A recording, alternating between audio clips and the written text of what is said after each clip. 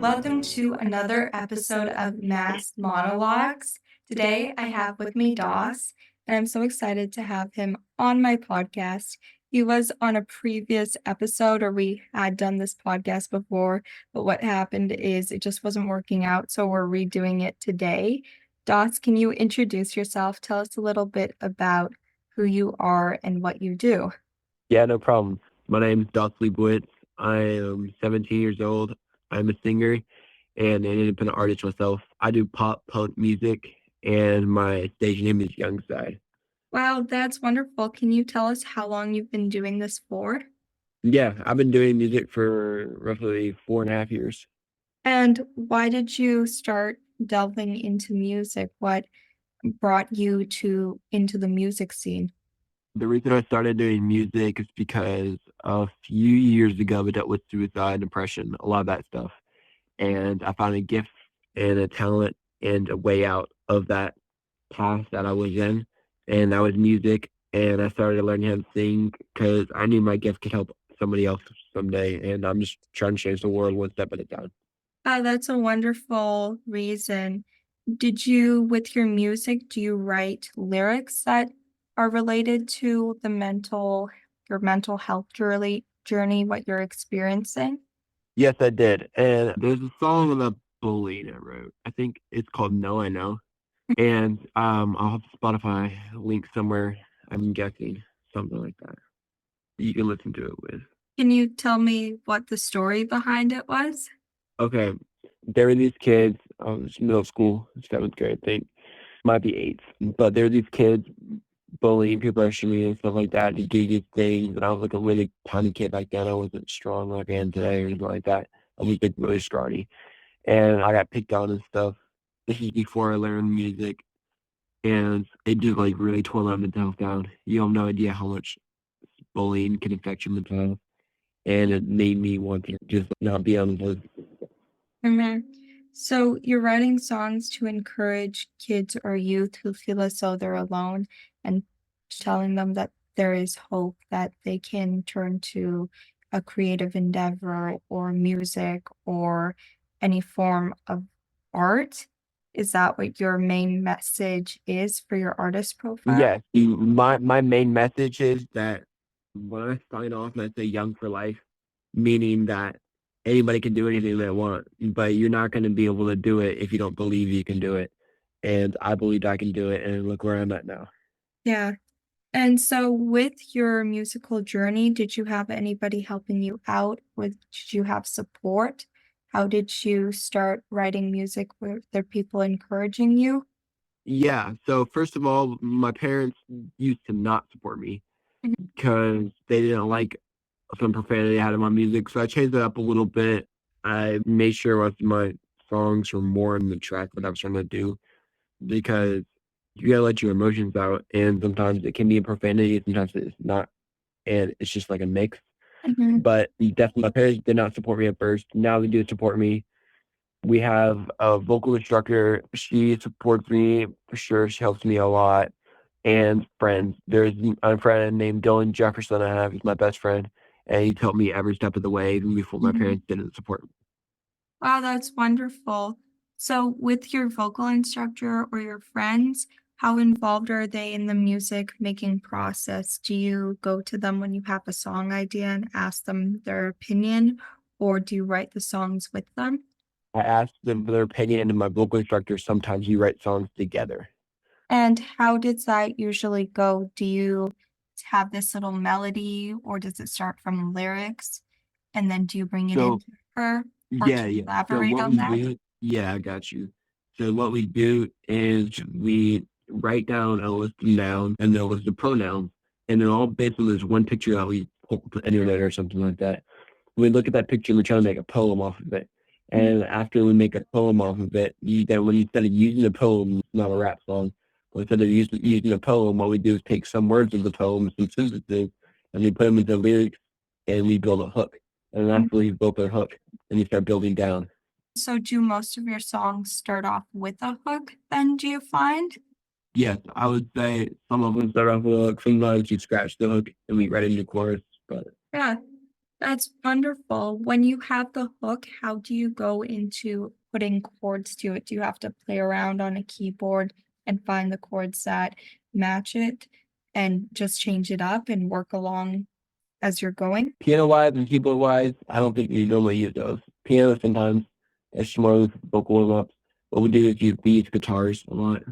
Do you play guitar or what I do not instruments guitar. do you use?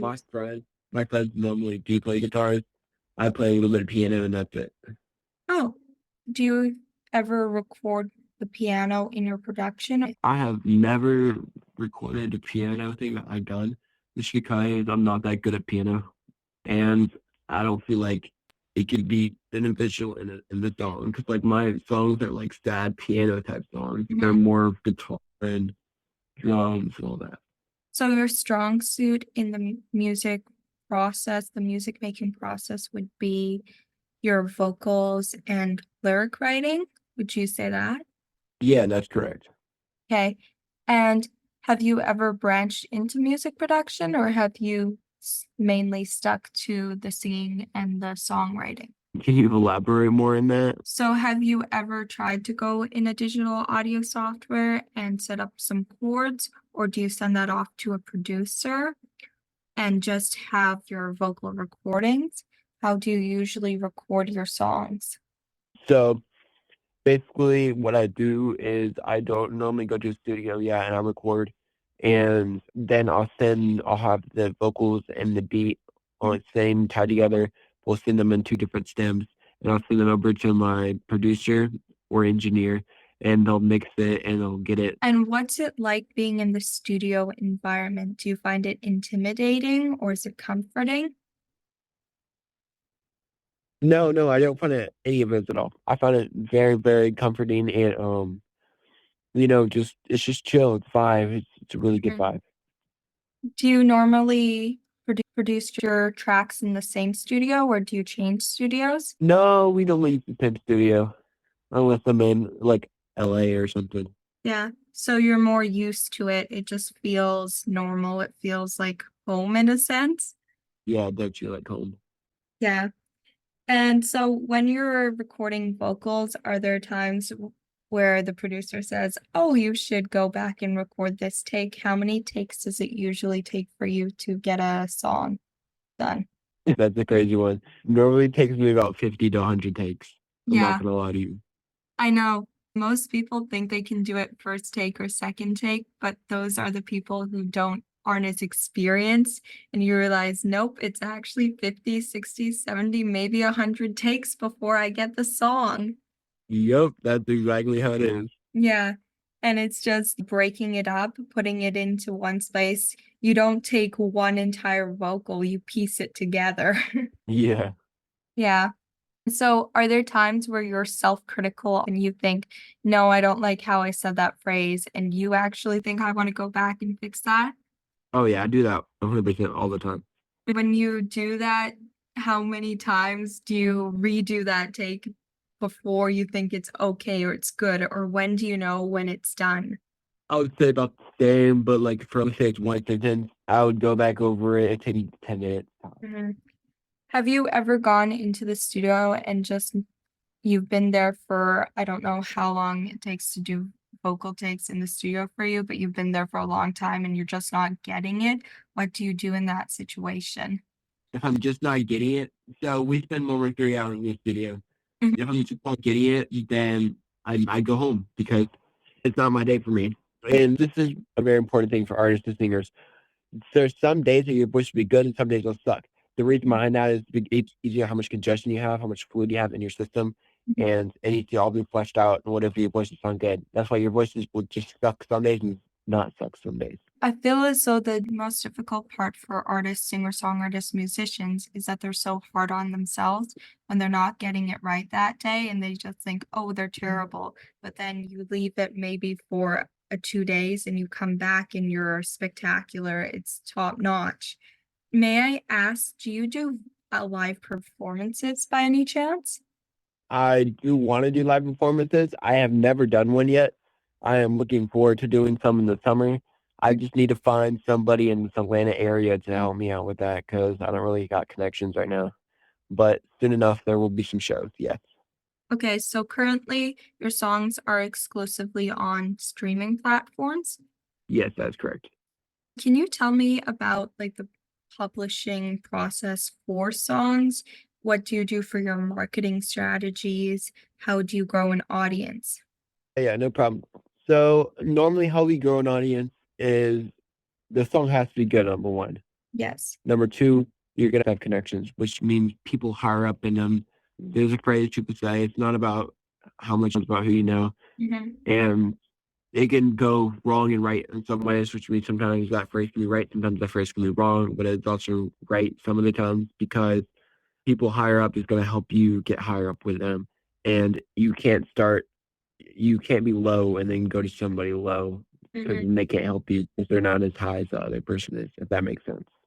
Yeah, so it seems like network is a huge component of growing a musical audience, of gaining a community. Have there been any people that you've met who have really helped you grow in terms of building your audience? Not too many now. I don't want to name some names, confidential No. stuff, but I would keep my secrets to myself. I'm a very mysterious guy, Hmm. but I would say there definitely are some, yes. Yeah. And how would you go about finding people who are able to grow your audience? How do you go about it for any artists or singer-songwriters who want to grow their audience? How do you make these connections? Reach out to other artists that you see on Instagram Reels, Mhm, TikTok, just be able to message them. I message so many. mhm, Very few respond mhm, because they're higher levels than me. But if they're a lower level than you, the same level as you, they'll definitely respond. But if mhm. they're higher level, there's so much of a chance that they won't respond. Yes. And so it just seems as though you have to connect with all the people who are on the same level as you before you can, gain attraction and attention, and then shout out to the people who are higher level. Would you say that's correct? I would say it's a little bit correct, yes, but also you said money. Money was what makes the girl go round. Mhm, And the reason for that is you can't let your market so I would say get Google ads, get YouTube ads, get mhm, Spotify ads everywhere for mhm, your music because that will definitely boost your engagement. That is what I do. mhm, That's one secret that I not told anybody, and that mhm. will help other artists. And do you find that there's a lot of conversions on the ads that you pay for? Because if you think about other artists out there, they might not be willing to initially invest in ads, or I guess Spotify ads, Google ads. They might be hesitant and just want to grow organically. Have you noticed that there has been more of a return than you've put into it for ads? There's definitely more of a return, but not in money wise. It Yeah. will give you real followers, it will give you real engagement, Mhm. but you're gonna lose money because you're not gonna be making as much money as you spent on that ad. Mhm. And how would you say that artists should go about making an income from their music? Because with Spotify or streaming platforms, you only get paid about, I can't remember, is it 1 cent, 2 cents per stream? Is it somewhere around there? Somewhere around there, yeah. Yeah. Like 19,000 streams for me is $15. Yeah. So how do you go about paying for ads? Because I don't even know how much ads cost, but if there are more than you're making in streams, how do you become a sustainable artist? Google ads range from a vary to $30 to $40. They're not that expensive and they're forever. So I would definitely do that. But also get a job. I know people are like, oh, I don't want to get a job because I don't want to be known as an artist, but you're not a big shot yet. There's Mhm, people higher than you that have gotten a job and they left the job and now their music is their job. So mhm, you need to humble yourself a little bit and get a job because mhm, that job is going to help you in life. Number one, learn a lot of life goals so you're not stuck up when you're big. Number two, it's going to help you grow with your music because money is what makes the world go round, right? mhm, So get a job. That's what I do. I work at Domino's and mhm. I'm still have only have 8,000 followers. Yeah. That's what it is. No, a lot of people I find they anticipate this instant growth as they can just quit their job and then all of a sudden tomorrow they're a big shot. But the truth is, it never works that way. Most of the time, people have a side job and then they have their creative outlet or their side hustle. And eventually, over time, that replaces their main job, but it's not instantaneous. Yes, definitely. And another big thing is what I want people to know is don't do bots. Please don't search up on the internet. How can I buy 5,000 followers? Because Mhm. every time there's something that promises you that, it's fake. It's bots. And bots tank your things. Bots will get you shadow banned, meaning you won't have any growth at all. Mhm. And they'll ban you, but in the sense of you won't pop up to anyone's playlist, but you'll be able to still use your account, do that and post and all that stuff, but Mhm. you're only going to get this minimum amount of viewers. You won't get to grow anymore. Bots do that to you and they'll hurt you. Sure, you'll look like a big shot to your friends until your friends find out that you bought it, and then you're going to get Mhm. made fun of. Yes. No, I actually had this encounter with an account that I was creating, and I thought that it was an organic account that they've had a lot of following. So I asked if they could do a story post or just get more engagement on my site. And it turns out it was an entire like bot site. Their Instagram was just bought, all their followers. So you have to look at the comments and all the likes to see that, oh, this is not legitimate, and filter those out because if you're trying to grow an audience, you don't want bots. You want actual people who fall in love with your music. Yeah, fall in love with your music, fall in love with your art, your creativity, whatever it is, whatever you do, bots are not going to help you. I'll tell you right now. Yeah. And do you have any tips for artists or singer-songwriters knowing what you know now? Stay true to yourself. I'm not that big yet, Mhm. and I'll see you at the top. Yeah. Okay. I am going to wrap up this episode now. It was wonderful speaking to you. And honestly, everything you said here, I believe will resonate with a lot of musicians, singer-songwriters out there. And do you have any social media platforms, websites that you'd like to shout out to? Yeah, no problem. So first one would be YouTube. I only have 2,000 subscribers on YouTube right now. Trying to get to 8K, which is what my Instagram is. And it's all Youngside, and Youngside spelled Youngscide. And if you want to look me up on Spotify, SoundCloud, anything like that, it's all Youngside. So all you have to do is just search that name up and I'll pop up. And I love all of my new fans. I love all my current fans, and hope you can come on my journey with me. Thank you so much. It was wonderful having you. And if you listeners like this podcast and you want more episodes, please do share it with a friend or family member. Thank you so much. Bye. Baby, how do you know? Tell me that you will stay.